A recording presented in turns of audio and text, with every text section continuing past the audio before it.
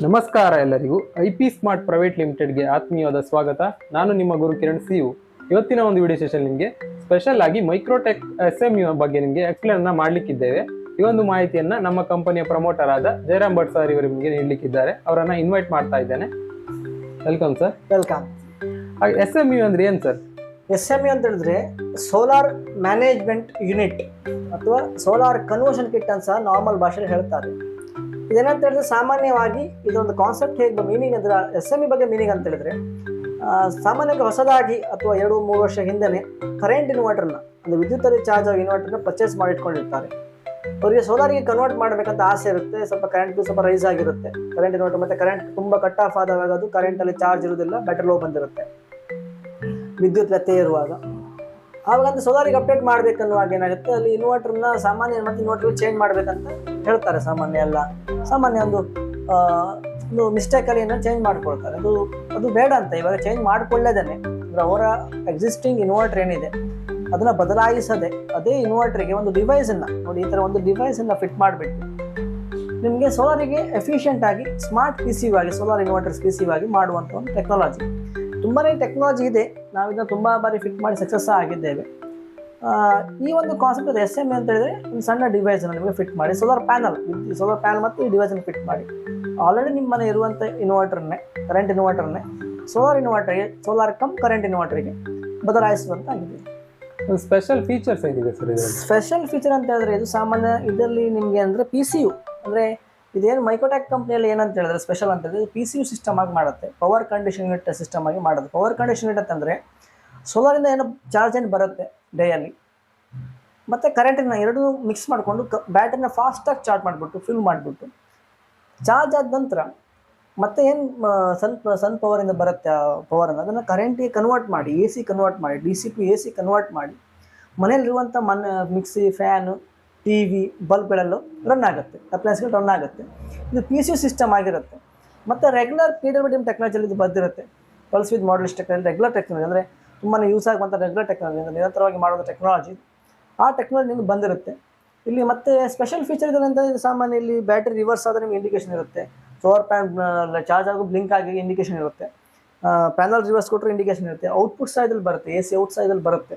ಇದರ ಒಂದು ಸಿಸ್ಟಮಲ್ಲಿ ಬರುವಂಥದ್ದು ಸ್ಪೆಷಲ್ ಫೀಚರ್ ಆಗಿದೆ ಮೈಕ್ರೋಟೆಕ್ಕಲ್ಲಿ. ಹಾಗೆ ಮಾಡೆಲ್ಸ್ ಯಾವುದೆಲ್ಲ ಇರುತ್ತೆ ಸರ್? ಮಾಡೆಲ್ ನಾರ್ಮಲ್ 10 amps ಇರುತ್ತೆ. ಸಾಮಾನ್ಯ 10 amps ಸ್ಟಾರ್ಟಿಂಗ್ ಬರುತ್ತೆ. ಅದು ಬಿಟ್ಟರೆ 30 amps ಬರುತ್ತೆ ಮತ್ತು 60 amps ಬರುತ್ತೆ. ಅದು ಬಿಟ್ಟರೆ 60 amps ನೋಡಿ ಸೈಜಲ್ಲಿ ಸೇಮ್ ಇರುತ್ತೆ, ಒಳಗಡೆ ಆ್ಯಮ್ಸ್ಗಳು ವ್ಯತ್ಯಾಸ ಇರುತ್ತೆ. 60 amps ಬರುತ್ತೆ ಯಾವುದು ಅನಲಾಗ್ ಮಾಡೆಲಲ್ಲಿ. ಡಿಜಿಟಲ್ ಮಾಡೆಲ್ ಲಾಂಚ್ ಆಗಿದೆ, ಡಿಜಿಟಲ್ ಸಿಸ್ಟಮ್ ಡಿಸ್ಪ್ಲೇ ಲಾಂಚ್ ಆಗಿದೆ, ಬಟ್ ಅದು ಅಷ್ಟು ಎಫಿಷಿಯನ್ಸಿ ಇಲ್ಲ. ಅನಲಾಗ್ ಮಾಡೆಲ್ ಸೂಪರ್ ಆಗಿದೆ. ಒಂದು ಇಂಡಿಕೇಟಿಂಗ್ ಲೈಟ್ ಇಂಡಿಕೇಟರ್ ರೆಪರ್ ಬರುತ್ತೆ. ಒಳ್ಳೆ ಮಾಡೆಲ್, ಆರಾಮಾಗಿ ನಾವು ಯೂಸ್ ಮಾಡಿದ್ದೇವೆ.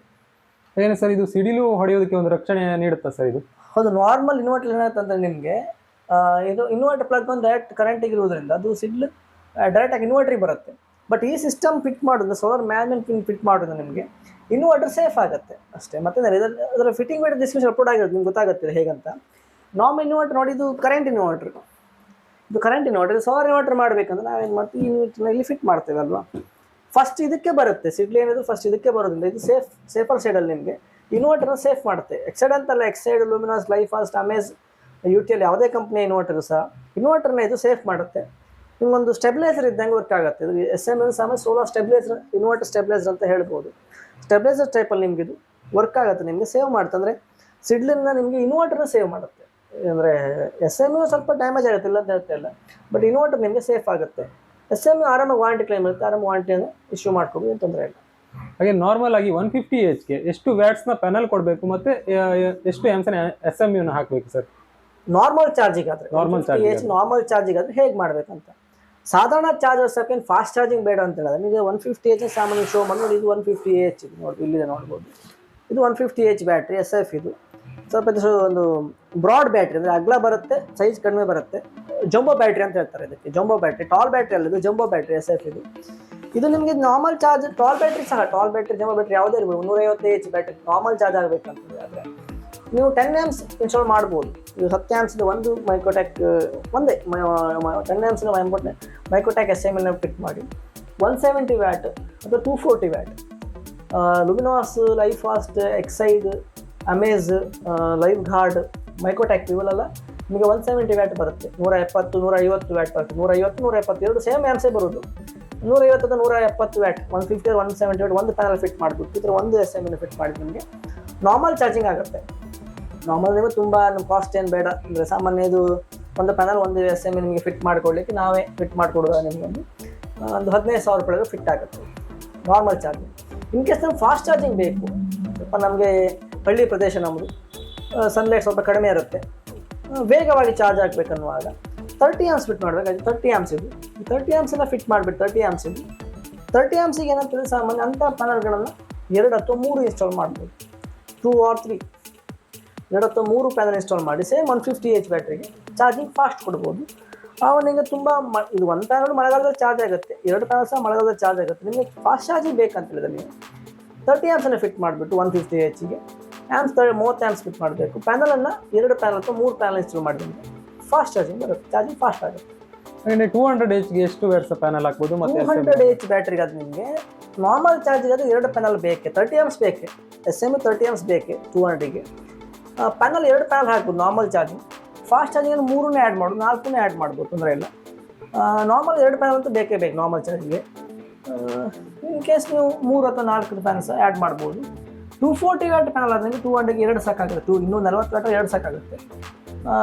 ಅದ್ರಲ್ಲಿ ನಿಮಗೆ ಕಾಂಬಿನೇಷನಲ್ಲಿ ಬರೀ ಎಷ್ಟು ಸನ್ಲೈಟ್ ಇದೆ, ಯಾವ ಥರ ನಿಮ್ಮ ಸಿಸ್ಟಮ್ ಇದೆ ಅಂತ ನೋಡ್ಕೊಂಡು ಅದಕ್ಕೆ ಲೊಕೇಶನ್ ನೋಡಿಕೊಂಡು ಆ ಸ್ಥಳವನ್ನು ನೋಡಿಕೊಂಡು ಬಿಸಿಲಿನಾದರ ಮೇಲೆ ಡಿಸೈಡ್ ಮಾಡ್ಬೋದು. ಇದರ ವರ್ಕಿಂಗ್ ಪ್ರಾಸೆಸ್ ಹೇಗೆ ಸರ್? ಇದು ವರ್ಕಿಂಗ್ ಪ್ರೋಸೆಸ್ ಅಂತ ಹೇಳಿದ್ರೆ ನಿಮಗೆ SMU ಏನು ವರ್ಕಿಂಗ್ ಪ್ರೋಸೆಸ್ ಅಂತ ಇರುತ್ತೆ, ನಿಮಗೆ ಅದನ್ನು ನಿಮಗೆ ಶೋ ಮಾಡ್ತೀನಿ ನೋಡಿ, ಓಪನ್ ಮಾಡಿ ಶೋ ಮಾಡ್ತೀನಿ, ಅನ್ಬಾಕ್ಸಿಂಗ್ ಮಾಡ್ತೀನಿ ನೋಡಿ. ವರ್ಕಿಂಗ್ ಪ್ರೋಸೆಸ್ ನಿಮಗೆ ಎಷ್ಟೊಂದು ಕೊಡ್ತೇನೆ ನೋಡಿ. ಇದರಲ್ಲಿ ಪ್ಯಾಕರ್ ಬರುತ್ತೆ ನೋಡ್ಬೋದು, ಡ್ಯಾಮೇಜ್ ಆದಾಗ ನೋಡಿ ಸೇಫ್ಟಿ ಇರುತ್ತೆ ಕವರಿಂಗ್.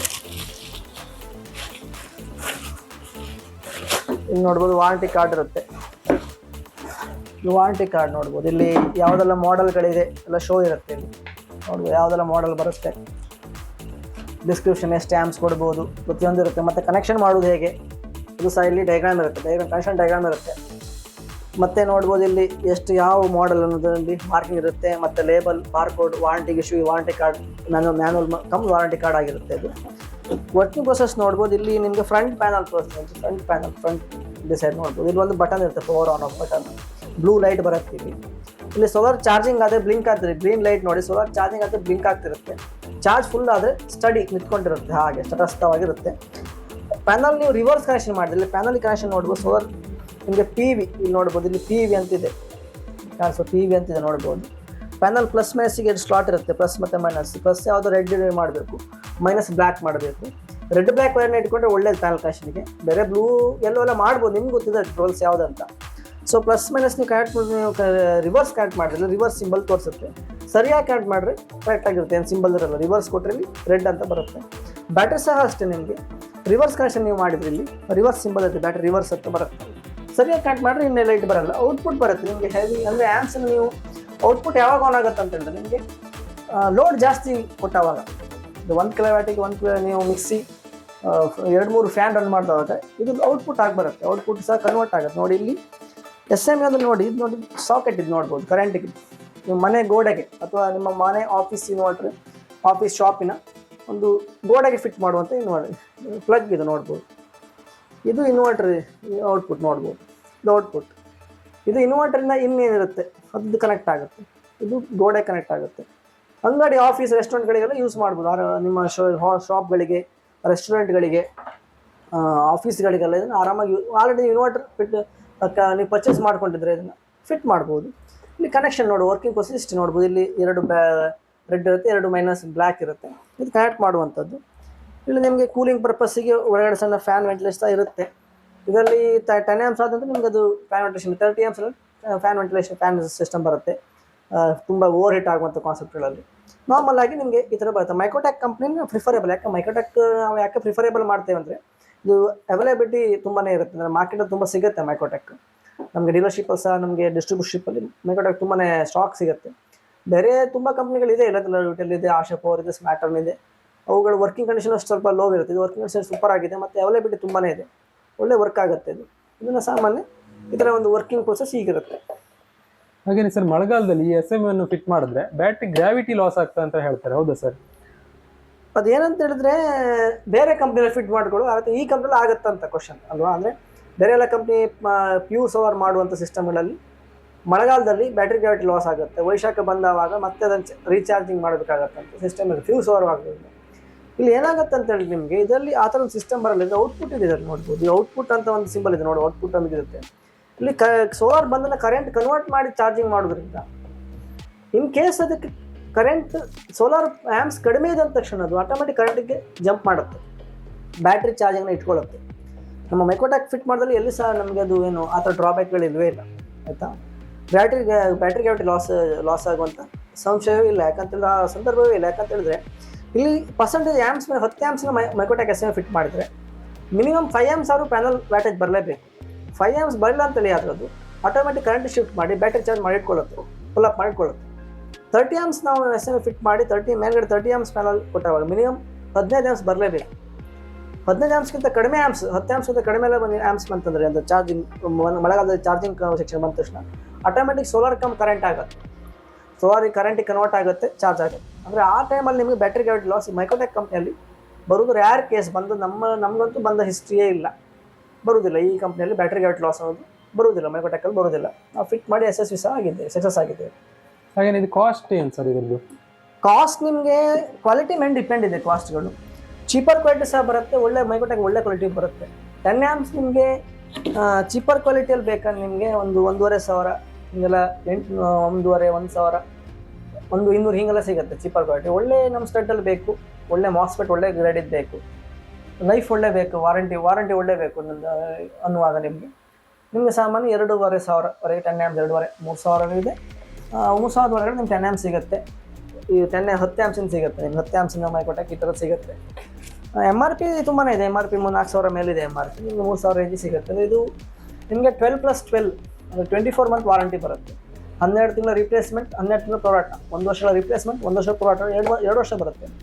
ಇನ್ನು ನಮಗೆ ವಾರಂಟಿ ಕಡಿಮೆ ಸಾಕು, 6 ಮಂತ್ ವಾರಂಟಿ ಸಾಕು ಅಂತಲ್ಲ, ಆದರೆ ನಿಮಗೆ ಅಲ್ಲಿ ಕಾಸ್ಟ್ ಕಮ್ಮಿ ಬರುತ್ತೆ. ಅದು ಕ್ವಾಲಿಟಿ ತುಂಬಾ ಇದೆ ಮೈಕ್ರೋಟ್ಯಾಕ್ ಮಾಡೋದ್ರಲ್ಲಿ. ಆ್ಯಮ್ಸ್ ಮೇಲೆ ಕ್ವಾಲಿಟಿ ತುಂಬಾ ಇದೆ, ವೆರೈಟೀಸ್ ಇದೆ.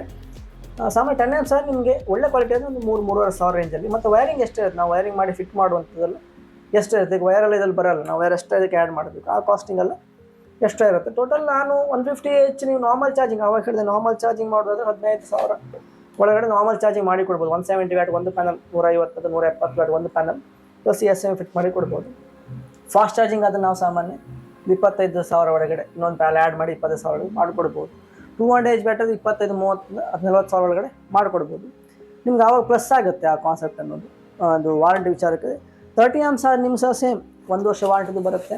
30 ಆ್ಯಮ್ಸ್ ನಿಮ್ಮ ಕಾಸ್ಟ್ ಆದರೆ ನಿಮ್ಗೆ ಸಾಮಾನ್ಯ ಒಂದು 30 ಆ್ಯಮ್ಸ್ ನೋಡಿದ್ರೆ ಸಾಮಾನ್ಯ ನಿಮಗೆ ಹೆಚ್ಚು ಕಡಿಮೆ ಒಂದು 5,500 7,000 ಒಳಗಡೆ ಎಸ್ ಎಮ್ಮಿಗೆ ರೇಟ್ ಇರುತ್ತೆ. ಎಸ್ ಎಮ್ಮಿಗೆ ಒಳ್ಳೆ ಕ್ವಾಲಿಟಿ ಇದು. ಕಡಿಮೆ ಕ್ವಾಲಿಟಿ ಅಂದರೆ ನಿಮಗೆ 2,500-3,000 ಸಿಗುತ್ತೆ ಕಡಿಮೆ ಕ್ವಾಲಿಟಿ, ವಾರಂಟಿ ಕಡಿಮೆ ಅದು.